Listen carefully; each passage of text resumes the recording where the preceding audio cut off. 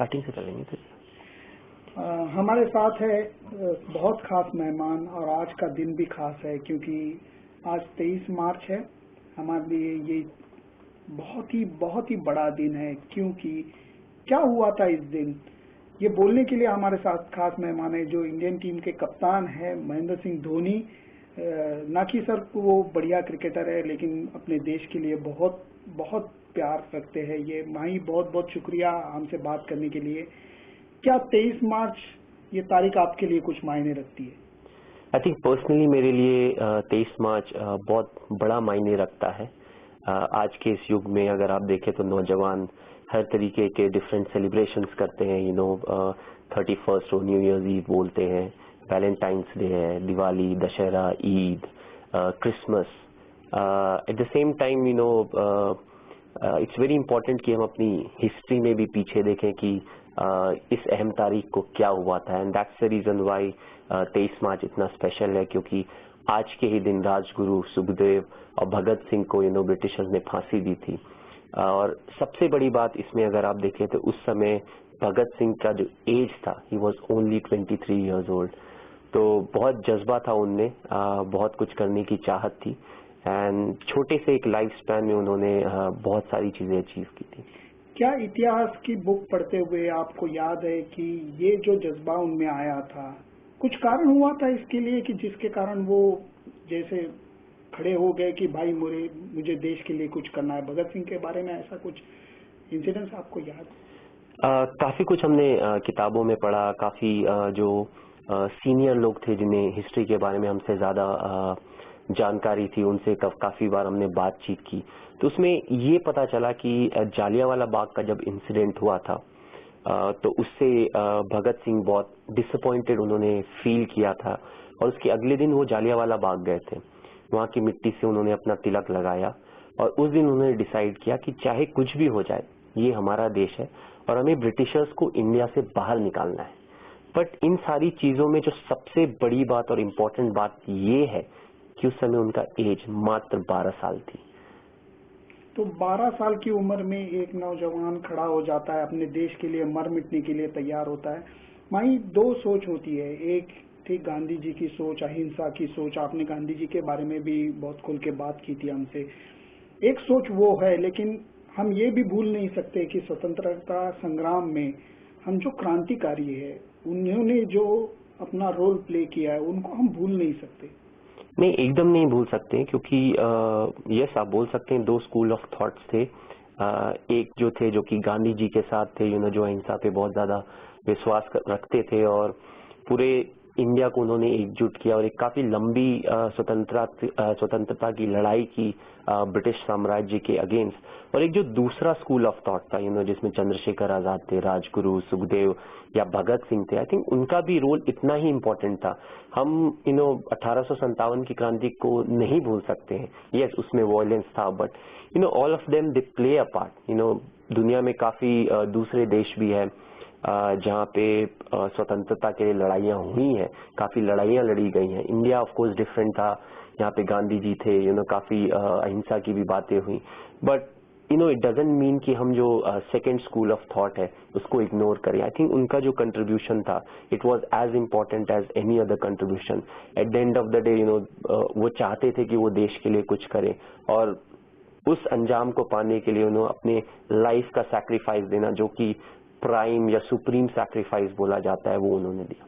20 साल की या उससे भी कम उम्र होगी कि उन्होंने बम फेंके थे। तो क्या है वो, क्या कैसे सोचते हैं कि एक 19 साल का लड़का अपने दोस्त बटुकेश्वर दत्त के साथ असेंबली में जाके बम फेंकता है और वहां से भागता नहीं है? आई थिंक बहुत ही इंटरेस्टिंग फेस था, ये एस्पेक्ट था, क्योंकि जैसा कि आपने बोला वो बहुत ही यंग थे उस समय, और उन्होंने एक स्ट्रैटेजी बनाई थी। He wanted to prove a point. तो असेंबली एक उन्होंने आइडेंटिफाई किया कि एक आइडियल लोकेशन होगा। ऐसा नहीं था कि वो सारे लोगों को मारना चाहते थे। तो वहां पे उन्होंने 2 बॉम्ब फेंके, काफी लीफलेट्स भी वहां पे फेंके गए, और इनकलाब जिंदाबाद के नारे लगाए गए। और अगर वो चाहते तो आसानी से वहां से भाग सकते थे, बट वो चाहते थे कि लॉ के अंदर रहते हुए उन पे मुकदमा चले। और सबसे इंटरेस्टिंग बात ये है कि जब उन पे मुकदमा चल रहा था तो वो एक्चुअली जो लॉयर थे उनसे बोल रहे थे कि आप ये सवाल भी पूछिए, आप ये सवाल भी पूछिए।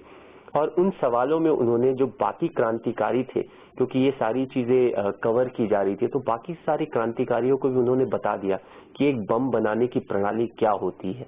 तो आई थिंक दूसरे क्रांतिकारियों को इससे नॉलेज मिला। एक जो स्टांस होता है कि हम आपसे डरते नहीं हैं, हम आपके असेंबली में आए, हमने ऐसा किया और हम यहाँ पे खड़े हैं, हम यहाँ से भागे नहीं हैं। तो आई थिंक काफी सोची समझी एक पहल थी उनके द्वारा। ऑफ कोर्स उनको कॉन्सिक्वेंसेस के बारे में भी पता था कि इसके अंजाम क्या हो सकता है, बट अगर उनके तरीके से सोचे तो उनके लिए देश सबसे पहले आता था। तो आई थिंक इन सबको वे करते हुए उन्होंने डिसाइड किया कि हम इस प्लान के अधीन आगे बढ़ेंगे। वही बात हुई, क्योंकि कॉन्सिक्वेंसेस जो थे उनको भुगतने पड़े, उनके जेल हो गई, लेकिन कैद में जाने के बाद भी वो चुप नहीं रहे। वो तब भी एक क्रांतिकारियों का जो दल था उनको वो रास्ता दिखाते रहे। वहां जाने के बाद भी उन्होंने कुछ कर दिखाया था। आई थिंक अगेन जब वो जेल में गए थे तो ऐसा नहीं था कि उनकी जो क्रांति की मुहिम थी वो खत्म हो गई थी। उन्होंने जो स्टांस 12 साल में लिया था, he was going ahead with it. अंदर जब वो जेल में गए तो उन्होंने देखा कि काफी डिफरेंटली ट्रीट किया जाता है कैदियों को। जो ब्रिटिश प्रिजनर्स होते हैं, उनको अलग तरीके से ट्रीट किया जाता है, चाहे वो ब्रिटेन में ही रहते हैं, और इंडिया में जो प्रिजनर्स हैं उनको अलग तरीके से ट्रीट किया जाता है। तो he fought on the lines कि जो ह्यूमन राइट्स ट्रीटमेंट होता है वो सबके लिए बराबर होता है।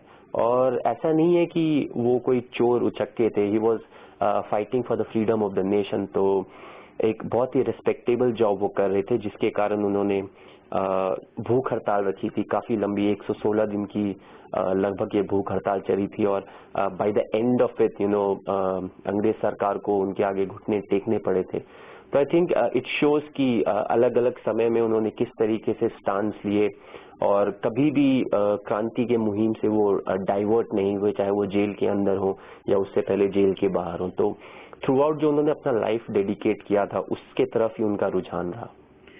राजगुरु हो, सुखदेव हो व भगत सिंह जी हो, उनको फांसी दी गई। लाहौर के प्रिजन में ये बात हुई थी, लेकिन इसके पीछे भी एक कहानी है कि जैसे कुछ तारीख अलग थी। क्या हुआ था वो?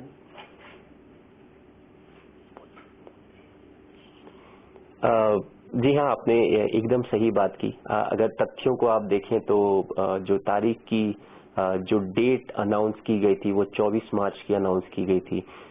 बट आई थिंक जो अंग्रेज सरकार थी वो इतना ज्यादा पैनिक कर चुकी थी सारी चीजों को, जो चीजें आसपास हो रही थी, कि उन्होंने फांसी का डेट भी प्रीपोन कर दिया और फाइनली 23 मार्च को इन तीनों क्रांतिकारियों को फांसी दी गई। तो मैं सिर्फ ये कहना चाहूंगा, इट्स इम्पोर्टेंट कि हम अपना हिस्ट्री याद करें। जिन लोगों के कारण आज हम एक फ्री नेशन है, एक जो डेमोक्रेसी है, इसमें सबका कंट्रीब्यूशन इम्पोर्टेंट है। गांधी जी का कंट्रीब्यूशन, लाला लाजपत राय, या ऐसे अनगिनत लोग हैं जिन्होंने अपनी जानें दी, जिनकी सोच थी, जिनके कारण हमें आजादी मिली। तो मेरा बस जो यंगस्टर्स है खासकर आज के समय में, उनको मैं बोलता हूँ कि 23 मार्च को जरा याद करो कुर्बानी, क्योंकि अगर ये सारे लोग ना होते तो शायद आज हम ऐसे फ्रीली नहीं घूम रहे होते, जहां हमारे कॉन्स्टिट्यूशनल राइट्स हैं, हम जो चाहे वो कर सकते हैं और हम डेवलप कर रहे हैं। वहीं रोंगटे खड़े हो गए। बहुत बहुत शुक्रिया बात करने के लिए। और जैसे महेंद्र सिंह धोनी ने बोला कि 23 मार्च का दिन हमें कभी भूलना नहीं चाहिए। राजगुरु भगत सिंह और सुखदेव जी ने जो देश के लिए अपनी जान निछावर कर दी थी, उनके लिए हमारे दिल में जो प्यार है, जो मोहब्बत है, जो रिस्पेक्ट है, वो आज के दिन हम जरूर लोगों को बताएं। वहीं बहुत बहुत शुक्रिया।